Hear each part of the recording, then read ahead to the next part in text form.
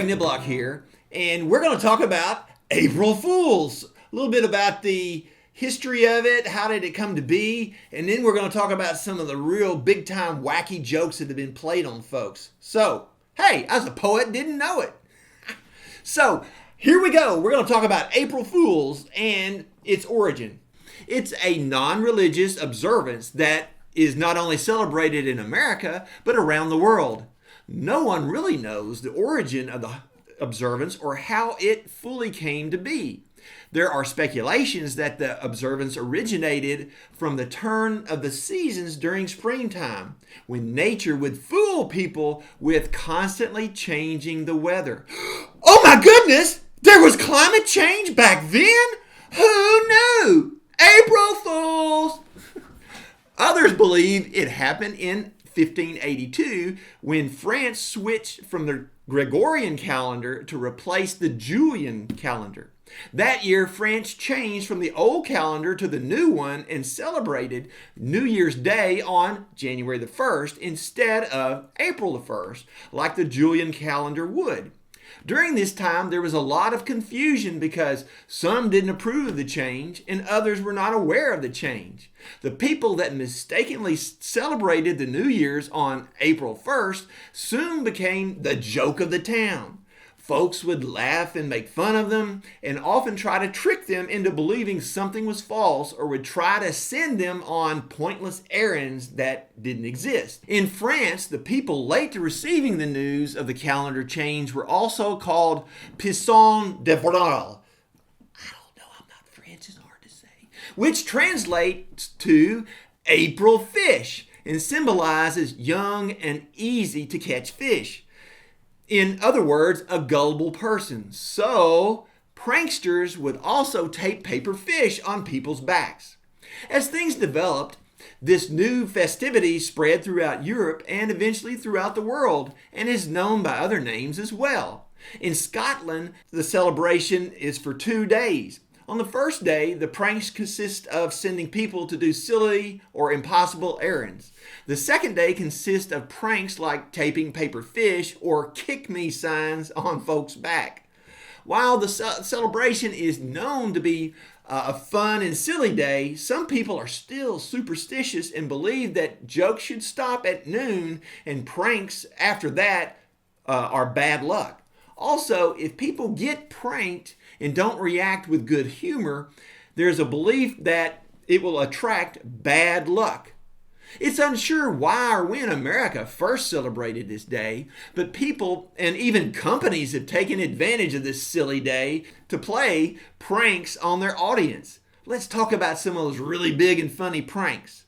The haunted apple. In the 1400s, a monk pulled off the earliest documented practical joke when he hides a beetle inside a hollowed out apple and fools his fellow monks into believing the mysterious rocking apple is possessed. Next, life discovered on the moon. In 1835, the Great Moon Hoax is the first big media trick.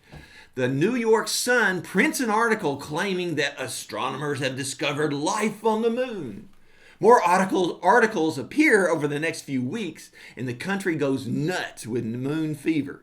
Next, War of the Worlds.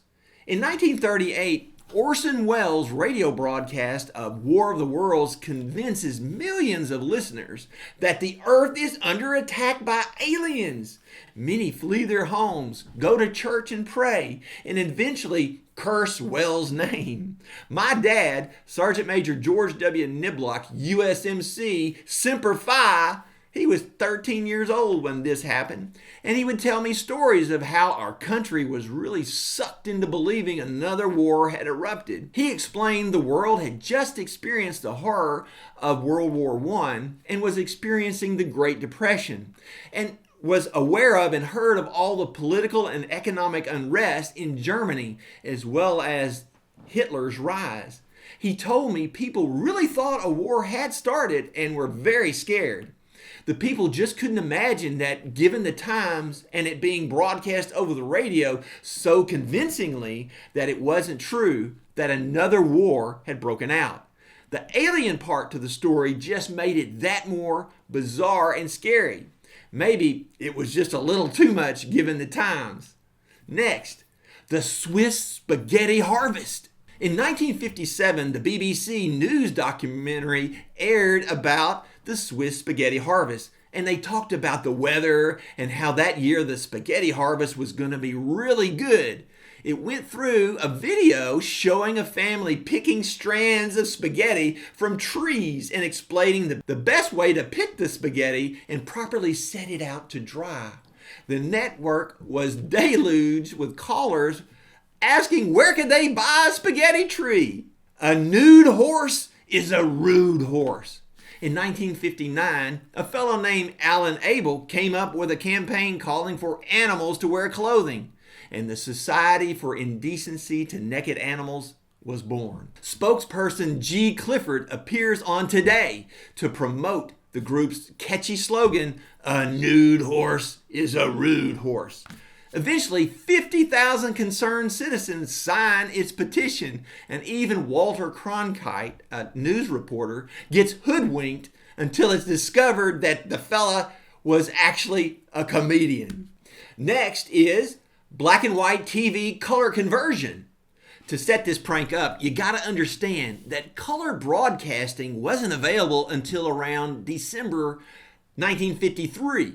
And to have a color TV was extremely insane. It was a luxury, and it would cost you between $1,100 and $1,300 in 1954 money. Now, to put that in today's perspective, that's between $12,400 and $15,500 for a TV.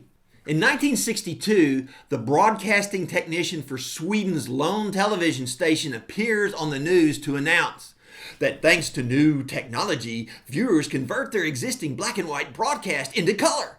All they have to do is pull a nylon stocking over their TV screen and they'll have color TV. Can you just imagine the thousands of guys running to their wives' drawer to get the nylon stocking and cutting it up and putting it on there? The next prank is Sydney, Australia's floating iceberg. In 1978, residents of Sydney, Australia discover an iceberg floating in Sydney's harbour on April the 1st. Electronics entrepreneur Dick Smith claimed he went to Antarctica and towed it to Sydney. The Australian Navy even offers to help mooring the iceberg. Eventually, everyone realizes it's just a barge covered with white plastic and firefighting foam.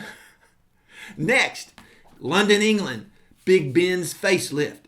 In 1980, the BBC reports that each of Big Ben's 4 faces would be changed to a digital display. Also, that since we're going digital, Big Ben's iconic hands were now unneeded, but would be given away to the first 4 callers. Most listeners were shocked and angry. However, a Japanese seaman immediately called to claim his prize. Next, a 168-mile-per-hour fastball pitcher signed by the New York Mets. In 1985, Sports Illustrated ran a story about Sid Finch, a Mets rookie pitcher who can throw a baseball 168 miles an hour with pinpoint accuracy, even though he had never played baseball before. Instead, he mastered his pitching skills on the mountains of Tibet. Of course, he didn't exist. Next, Taco Liberty Bell. In 1996, Taco Bell announces they bought the Liberty Bell and will be renaming it the Taco Liberty Bell. Outraged citizens call to complain to the Independent National Historic Park in Philadelphia, where the Liberty Bell is displayed. Next, the chemical compound that kills.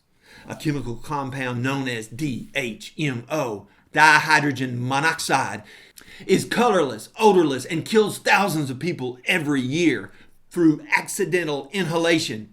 This is what a 1997 email read, calling for its ban. Also, it's now a major component of acid rain and is found in most every single stream, lake, reservoir in our beloved America.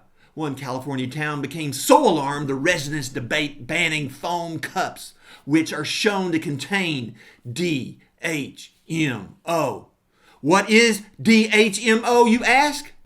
It's water.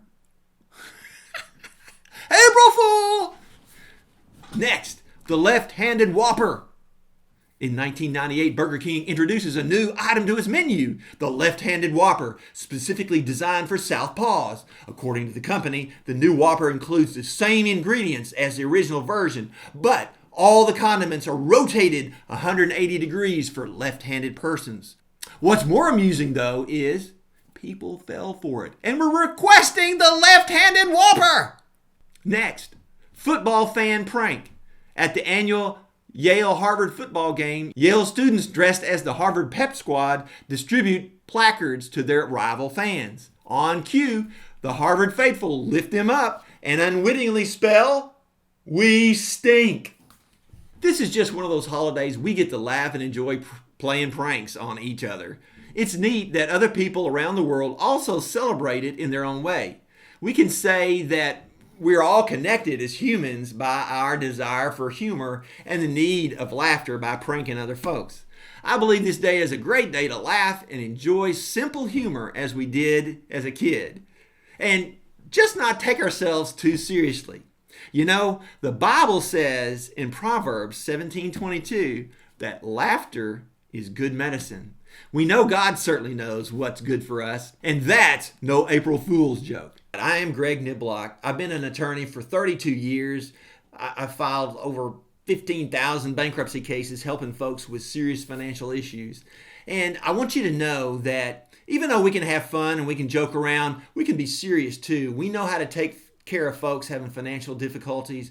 We know how to take care of folks that have been involved in a motor vehicle accident and been hurt, or Lord forbid, somebody's died as a result of the negligence of somebody else.